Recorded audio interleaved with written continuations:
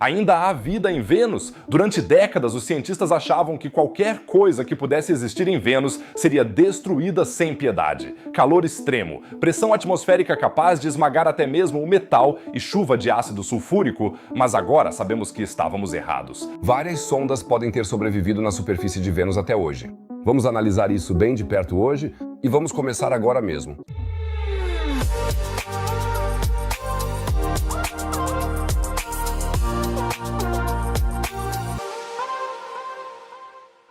Esta é uma das pouquíssimas imagens que temos até hoje da superfície de Vênus, capturada pela sonda soviética Venera 13 em 1982. Me conta o que passa pela tua cabeça ao ver esse panorama de um mundo estranho. Se tu achas essas descobertas fascinantes do espaço tão empolgantes quanto eu, então inscreve-te no canal agora mesmo.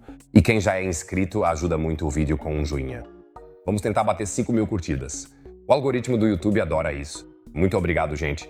Então agora vamos para Vênus. O planeta é nosso vizinho no sistema solar e, ao mesmo tempo, é tipo o inferno na Terra. Ou melhor, o inferno fora da Terra. A temperatura na superfície chega a cerca de 467 graus Celsius. Isso é quente o suficiente para derreter chumbo. A pressão atmosférica é cerca de 92 vezes maior do que na superfície da Terra. Imagina mergulhar quase 1 quilômetro no mar, é assim que se sente a superfície de Vênus. Menos molhado, mas de resto a pressão é a mesma. E como se não bastasse, lá chove ácido sulfúrico. I just sing in the rain, what a glorious feeling.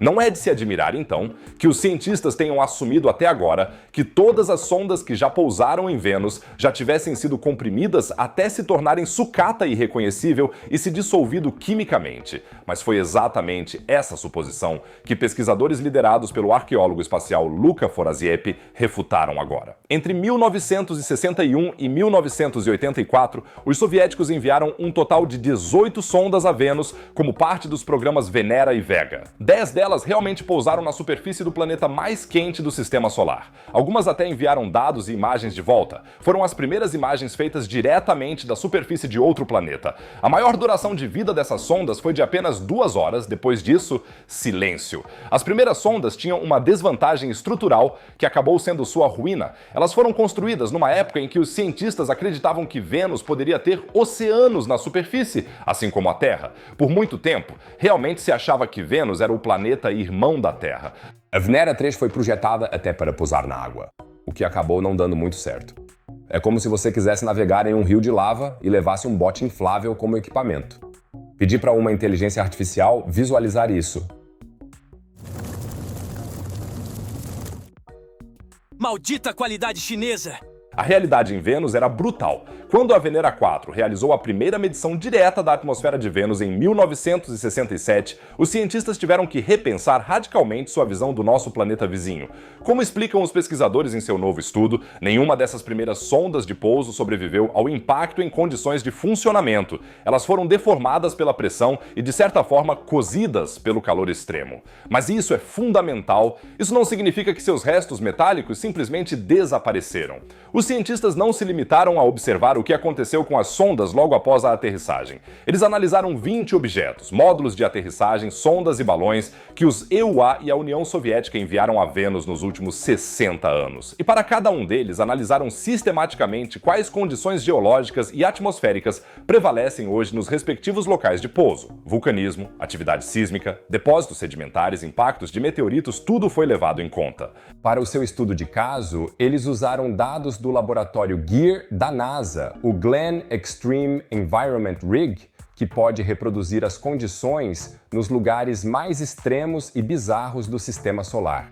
Entre outras coisas, eles investigaram como a sonda Pioneer Venus Day da NASA se comporta nas condições de Vênus. O resultado é surpreendente. O titânio, do qual muitas partes da sonda são feitas, mostra nessas simulações uma excelente resistência à atmosfera de Vênus. O alumínio também se saiu melhor do que o esperado. Mais problemáticos foram os anéis de vedação e os materiais de vedação, que com o tempo falhariam devido à atmosfera corrosiva, o que provavelmente teria causado uma certa deformação nas sondas. Mas destruídas? Totalmente dissolvidas. Os cientistas não acreditam nisso. As sondas podem parecer deformadas, enferrujadas e detonadas, mas elas ainda estão lá. O próprio Forasiep expressa isso com uma confiança que não se ouve com frequência na ciência. Estou muito confiante de que, se algum dia tivermos a chance de fotografar um desses artefatos na superfície, ainda o encontraremos exatamente onde o deixamos. A equipe de pesquisa conclui que pelo menos 7 sondas têm boas chances de ter sobrevivido às décadas em Vênus. Venera 5, 6, 7 e 10, Vega 1 e 2, além da Pioneer Venus Night Probe da NASA. Naquela época, ainda se construía para a eternidade. Mas por que exatamente as sondas podem ter sobrevivido? Um fator essencial é a atividade geológica surpreendentemente baixa em Vênus. Embora existam vulcões e terremotos em Vênus, em comparação com a Terra, tudo isso acontece em um ritmo bem lento. Os depósitos sedimentares em Vênus são extremamente lentos. Os pesquisadores falam de um alto potencial de preservação para as sondas de pouso nas vastas planícies do planeta. Mas há um perigo: o dióxido de carbono supercrítico, que começa a partir de cerca de 12 km de altitude acima da superfície de Vênus, se comporta como um líquido e pode penetrar nas menores aberturas das sondas, de forma semelhante a um solvente. Isso provavelmente teria causado danos internos em algumas sondas. Mas mesmo isso não descarta a possibilidade de que pelo menos grande parte da estrutura tenha se preservado. Beth O'Leary, arqueóloga espacial da New Mexico State University, resume bem a questão. Este estudo amplia o campo da arqueologia espacial para um lugar sobre o qual pensávamos: esqueça, não há mais nada a se recuperar. A propósito, que trabalho empolgante é ser arqueólogo espacial. Acho que se o YouTube deixar de existir algum dia, eu mudo de carreira. Mas brincadeiras à parte, é exatamente aqui que está a parte fascinante desta história. Porque essas sondas não são apenas sucata em um planeta estranho. Elas fazem parte do patrimônio cultural da humanidade. São os primeiros artefatos que já deixamos para trás em outro planeta. Arqueologia espacial soa como ficção científica, mas é uma ciência de verdade que investiga o que os vestígios humanos no espaço revelam sobre nosso desenvolvimento tecnológico. Forasiep resume bem a questão. A Vênus faz parte de um esforço geral para investigar todos os nossos vestígios materiais no sistema solar. O fato de ser muito difícil de acessar não diminui em nada seu valor cultural e histórico. E se você parar para pensar, em algum lugar na superfície de Vênus está agora a Venera 7. A sonda que, em 1970, foi a primeira a enviar com sucesso dados da superfície de outro planeta. Ela transmitiu dados por 23 minutos antes de ficar em silêncio. 23 minutos que mudaram a história da exploração espacial.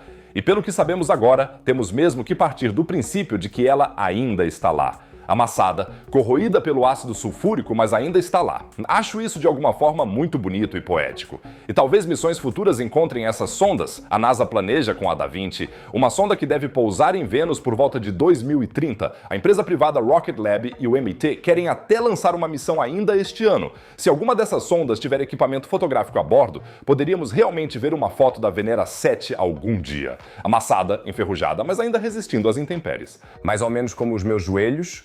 Se quiserem ser avisados na hora sempre que algo empolgante rolar no mundo da ciência, lembrem-se de se inscrever no canal agora. E cada novo inscrito ajuda mais do que vocês podem imaginar.